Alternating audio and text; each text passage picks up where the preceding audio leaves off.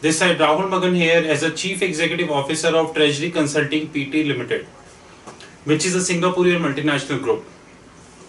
And today we are not here discussing about any technical topic, rather as you can see that we are here talking about the private placement program SBLC apprehensions. The reason for shooting this video are enormous. In fact, I wanted to shoot this video quite in the last few weeks, but somehow due to the busy schedule not been able to shoot this video. We are getting a lot of emails. As you know that our PPP desk is quite big and we are generating a lot of interest in the PPP, and we are doing that also one by one, to be honest.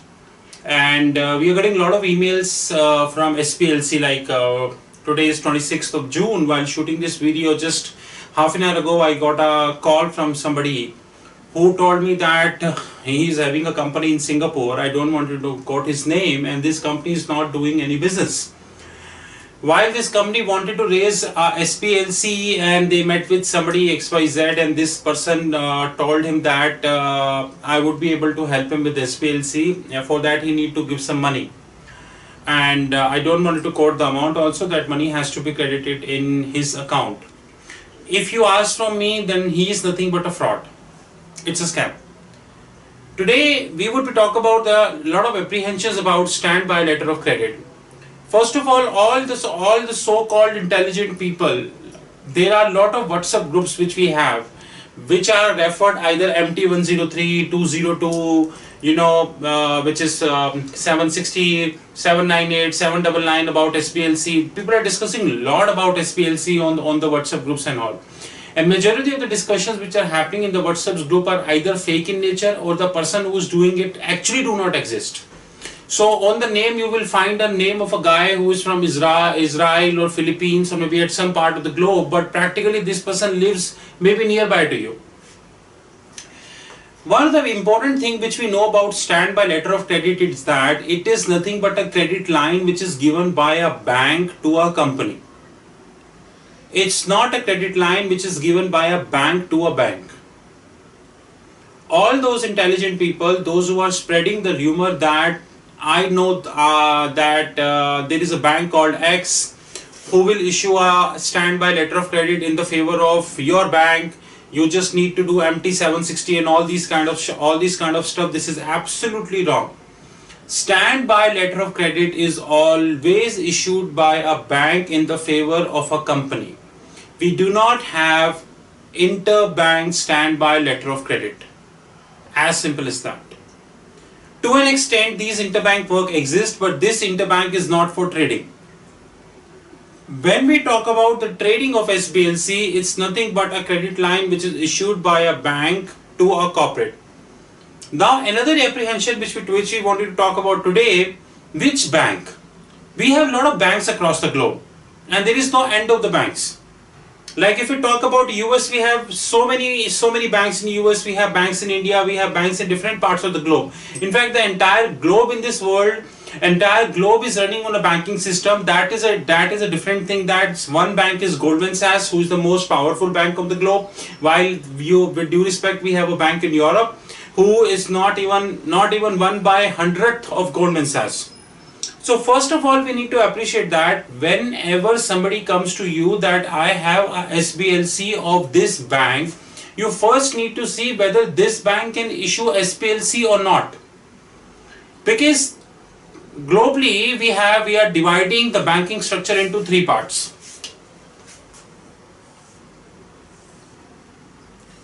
One is the G7 banks, one is the G20 banks, one is the G50 banks, and then if you go, you have a G100 banks. If you talk practically, G7 banks have the ability to issue the standby letter of credit. Apart from G7 banks, I doubt, even if I take G20 banks into consideration, apart from G20 banks, I doubt that even these have any capability to issue the standby letter of credit. Amount may vary. When we talk about the G7 banks, we are talking about the healthiest banks like Goldman Sachs, Credit Suisse, JP Morgan, Standard Chartered Bank, UBS, Deutsche, we talk about Barclays. I hope you would have noticed that I have not mentioned the name of one bank, right? Which is pretty much in the news as far as the PPP program is concerned. So out of 100 documents, 99% documents is being issued by this bank. And out of this 99 document issued by this bank, 90 are fake in nature. When we talk about G20, we refer about we add ANZ, we add Westpac, we add not centered up, we add Commonwealth Bank of Australia, we add National Bank of Australia, and there are multiple banks in the G20. Like we have HSBC, we have not centered here, we have Northern Trust, we have Development Bank of Singapore, and the list is endless. Please be note that I'm just taking a line here. The reason being, these banks are having the healthiest balance sheet in the world. There are few exceptions. There is one name, I don't want you to name this in the public space. I hope you got a sense. Except this bank in the G20, rest all banks have the strongest balance sheet in the world. And SBLC cannot be issued by a bank who do not have a strongest balance sheet in the world. With due respect, I have a bank in PIGS, Portugal, Italy, Ireland, Greece and Spain Spain, PIGS. Do you think that any bank would be able to issue standby letter of credit in the favor of a client here? Absolutely not. You need a very hefty balance sheet for that. Exactly hefty balance sheet of that. This is the first apprehension. So if somebody would come to you and say that, boss, I would have a standby letter of credit from XYZ bank and I wanted to get it trade. So first thing which you note that whether this bank can issue SBLC or not. Of course, I would appreciate one fact that for that you should have a pretty strong understanding of the banking system and you should have a contact also, which Treasury Consulting do have. Another important thing is that, which is the precision of that. If I give you diamond and I will ask a piece of it, I know that you would be reluctant. And on the contrary, if I give you aluminium and I want a piece of it, you would surely be willing to trade. Now, moral of the story is, as the global economy is getting scarce in nature, as the capital is getting scarce in nature. Now, 2 days ago, Goldman Sachs passed the first stress test, the first hurdle of the stress test in US. There was a time when there was no stress test, but now we have a stress test. And there are multiple regulations on the cards. As the time would pass, the regulatory aspect will grow. Like in I think 3rd January 2019, we have fundamental review of the trading book which is coming, and number of things would continue to come. Now, moral of the story is that as the regulatory will continue to increase, the banks will continue to find their capital scarce. Capital is always a scarce commodity, except few banks like Goldman Sachs and others, those who have the huge capital in the books, right? Now, moral of the story is, if a bank who already issued you a standby letter of credit, now let me give you an example. A case of fraud which is pretty much apprehensive as far as the private placement is concerned. So generally in private placement, what happened that you have two set of people. I would refer as Mr. X and I would refer this as a Mr. Y. Mr. X is nothing but he is a client. On the contrary, Mr. Y is nothing but a rep. We never use the word broker in our language, we always use the word representative, shortly known as rep. Mr. X contacting Mr. Y and say that I want you to have SBLC in place. Mr. Y is saying I have a contact with Mr. Z who already have SBLC from a bank, and it is a huge SBLC, and he is willing to cut a part and he is willing to give to you, and the charges are 45% plus 2% and whatever brokerage. 99%, 100% of such transactions are fraudulent in nature. The reason being, standby letter of credit is a credit line which is issued to a corporate, not to everybody. Even if I assume that Mr. Z is a corporate, for a minute, I assume that Mr. Z is a corporate, without quoting the name, and he do have a standby letter of credit of X amount. I'm deliberately referring X amount. This X is not this X. or say any amount. You need to understand that the largest standby letter of credit is being issued by Goldman Sachs, amounting $5 billion in the favor of our largest petrochemical company, which is ExxonMobil. When the banks like Goldman Sachs cannot issue more than $5 billion of standby, do you expect that other banks in the world would be able to issue larger SBLC than Goldman Sachs? So question is very simple. When the wealthiest Hollywood actor cannot being able to afford a home at some part of the US, do you think that a struggling model in a Hollywood would be able to afford the home there? The answer is up to you. Secondly, and very important thing, because with the fraud is happening, that standby letter of credit requires at least 1 month of effort, and that too if you know the banking system directly, like us. If you know the banking system directly, then in that you need more than 30 days of effort, and sometimes this effort might cross 2 months also because of the KYC related issues, like bank will refuse the KYC, then again we submit the KYC, then they again check the KYC, and so on and so forth. How can it possible that if somebody Z would have a SBLC and he would be able to cut a piece of it and give to X via Y? This is a cake? Which you have a big cake, you wanted to just cut it and you wanted to spread like it's a birthday party which is going on. There are a lot of transactions related that transactions which are happening, and very importantly the fraudulent part of it, which is that this 45%. Boss, it takes more than 1 month of effort, sometimes 2 months of effort to get a standby letter of credit.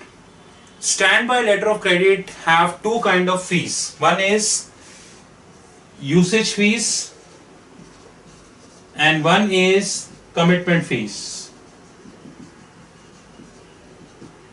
I fail to understand that if I have a standby with me, how can I give it 45%, which is a throwaway price? It's just like, I have a home which is very near about to White House, very near about to White House, which is a prominent place in New York. And I just wanted to sell this at throwaway price. Imagine you have a home, every morning when you wake up you can see the White House, although you cannot enter inside as this is the most protected building of the globe, but still once you wake up you can see, boss, this is the White House where American presidency lives, right? And somebody comes and would you be sell this home at a throwaway price to somebody? Then how can you assume that somebody will able to buy and sell SBLC? All of such transactions are fraudulent, reason being either they are cheap SBLCs which have no value, which is nothing but non-investment grade SBLCs, or these are nothing but a piece of paper which is a trash, nothing in nature. Third and very important fraud which I wanted to discuss about standby letter of credit, and I hope you would have been encountered is that in a standby letter of credit people are not talking about the KYC and people are not talking about the balance sheets of the company who wanted to have a standby in nature. Now here I would like to take an example of two different gentlemen. I will take an example of Mr. Q and I will take an example of a bank. Let's take an example of a Goldman Sachs. Q is contacting Goldman Sachs and wanted to have a standby in place. I'm not saying that Goldman Sachs will say no to it, but Goldman Sachs would be scrutinizing this scrutinizing this company very carefully, and once they would be able to scrutinize, then in that they will give that. Now my question to that is, there are a lot of things which Goldman Sachs would be checking, like the balance sheet of the bank, balance sheet of the company, the investment nature of the company. There are so many things Goldman Sachs would be checking. After all, it is a credit limit which Goldman Sachs is giving. Very importantly thing about SBLC is that there are a lot of people coming with the fancy words like fresh cut SBLC, leased SBLC and all these kind of stuff. For them I wanted to let them know that there is nothing known as fresh cut. Yes, you can say that it is on the run or it is off the run. This is the last thing in the video. Of course there are so many apprehensions which we have as far as the standby is concerned. One of the important apprehensions which you have as far as the standby is concerned, which is relatively fees which the bank is charging. Please be note that when a bank issues a standby letter of credit, the fees the bank is charging is not as much but you are expecting. However, the fees would be divided into two parts which banks are charging. One is that, example, Goldman Sachs is giving a standby letter of credit, and Goldman Sachs is fees is divided into two parts. Number one, it is the uses of the standby for the trade purpose. Another is if you need the credit line to get it trade, whereby you will contact with the PPP platforms. We do not want you to discuss about the credit line right now because there is a technical meaning to credit line. You have a different types of credit line. There are different functions of credit lines and so on and so forth. But whenever you go with SBLC, remember one fact that you should always get a credit line. Of course, there are charges to it. So whenever you go for SBLC, example, in such kind of scenario, I doubt how you will get the credit line. But anyways, whenever you get the SBLC directly from the bank, it is the bank who will surely be coming to you and say that, sir, would you be requiring a credit line or not? To cut the long story short, there are a lot of apprehensions about standby letter of credit. You should be very careful about that. Standby letter of credit is something which is pretty precise in nature. Not all the banks in the globe are able to issue it, and that is a very important fact. If you are getting a standby letter of credit from a non-investment grade bank, please be careful, because 99.99% these non-investment grade banks, without quoting the name, have no credibility as far as the SBLC is concerned. Last but not the least, such kind of structures which we have in the standby are absolutely fraudulent in nature. And my last is, which is the capability of the SWIFT. Even if I go to this list and my board is not big to draw the name of all the top 100 banks of the globe, I can give you in writing that out of the top 100 banks of the globe, if I take in terms of CASA, CASA stands for current account and saving account, not in terms of balance sheet. I'm sure that at least 10 or 15 banks are there who do not have a SWIFT facility in place, because not all the banks in the world have the SWIFT facilities in place. Now the moral of the story is, once you are taking a standby from a bank, you should know that either this bank have a SWIFT facility in place or not. And majority of the banks, so-called such kind of transactions, they do not have a SWIFT facility in place. So kindly check with the bank that do they have a SWIFT facility in place or not. But when we talk about the G20 banks, all the name being mentioned here, they do have the SWIFT facility in place. This is a small apprehension which I wanted to discuss today. In case you have any questions, my mobile is 9899242978. My Skype ID is Rahul5327. While email is rahul.magan@treasuryconsulting.in. Our fixed income platform is www.fixedincome.global and website is www.treasuryconsulting.in. At the end, I'm extremely pleased to share that the second phase of our fixed income platform is about to start in a few days of time. And this time we would be the youngest company who would be launching multiple things. Amongst the multiple things, two things which we would be launching is the family office desk and also the pension fund desk. We would be the youngest company who would have the family office and the pension fund desk.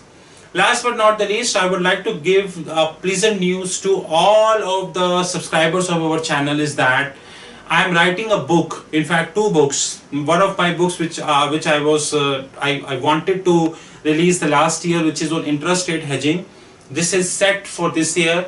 Another book which I am writing is demystifying private placement programs. If you go to Amazon or internet, you will never get a book on private placement program because nobody wanted to write about that. I am here to write about a book on the private placement program. This book we have already started, and hopefully by December 18 we would be able to launch this book. So as the year will set, the 2019, our book would be in the media. We would be launching this book on our fixed income platform www.fixedincome.global, and also we would be simultaneously launching this book on Amazon. This book would be costing more than $480, but would be available on whatever the first working day of the next year, which is 3rd January 19. And this book will make sure that a lot of apprehensions about the private placement program should be go away. But still, in case you have any question, you're most welcome to contact us. And you understand that we are a PPP player and we seriously inventing a lot of new things. Have a wonderful time ahead. Thank you.